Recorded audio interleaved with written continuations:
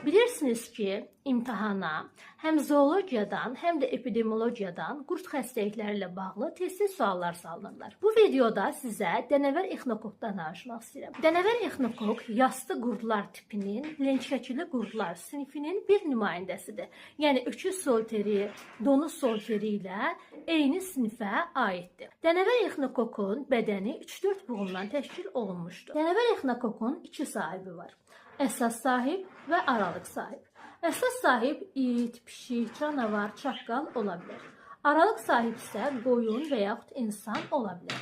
Yadınızda saxlayın ki, qurd yetkin fərd mərhələsini hansı sahibin bədənində keçirirsə, qurd hansı sahibin bədənində yumurta qoyursa, həmin sahib həmin qurdun əsas sahibidir. Dənəvər exinokok əsas sahibi olan canavar, çaqqal, it, pişik bunların bədənində yetkin fərd mərhələsində olur.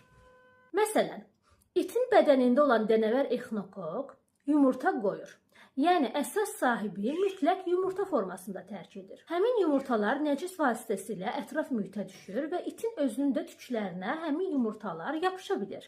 Məsələn, insan həmin itə sığal çəkdiyi zaman yumurtalar onun əlinə keçə bilər, insan həmin yumurtalara yoluxa bilər. Deməli, aralıq sahib olan insanın bədəninə yumurta mərhələsində daxil olacaq. Yumurtalar finnaya çevrilir və maraqlıdır, dənəvər exinokokun finnaları uşaq başı böyüklüyündə ola bilər. Finnanın içərisində 6 qarmaqlı sürfəyə təsadüf etmək olur və finnanın içərisində çoxlu qız finnalar olur. Adətən finnalar ağciyərdə, qaraciyərdə, beyində yarana bilir və mütləq cərrahi əməliyyat ilə xüsusilə diqqətli olmaq şərti ilə həmin finnaları partlatmadan, zədələndirmədən orqanizmdən kənarlaşdırmaq lazımdır. Əgər finnalar partlasa, zəhərlənmə baş verə bilər. Yadınızda saxlayın ki, qaraciyər sorucusu və dənəvər exinokok sürfə mərhələsində çoxalan qurdlara misaldır. Və yenə yadınızda saxlayın ki, insan askaridi və dənəvər exinokok ağciyərdə xəstəlik yarada bilir.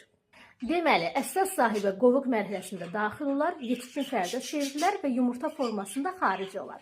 Aralıq sahibə yumurta formasında yoluxar, qovuq mərhələsi, 6 qarmaqlı sürfə mərhələsi formasında təsadüf olunar və aralıq sahibin bədənində iri formada zərərli, təhlükəli qovuqlar yarada bilər. İndi isə sizə bir sual. Deyin görək, dənəvər exinokok helmintlərin hansı qrupuna aiddir? Geohelmintlər, biohelmintlər, yoxsa əlaqə helmintləri?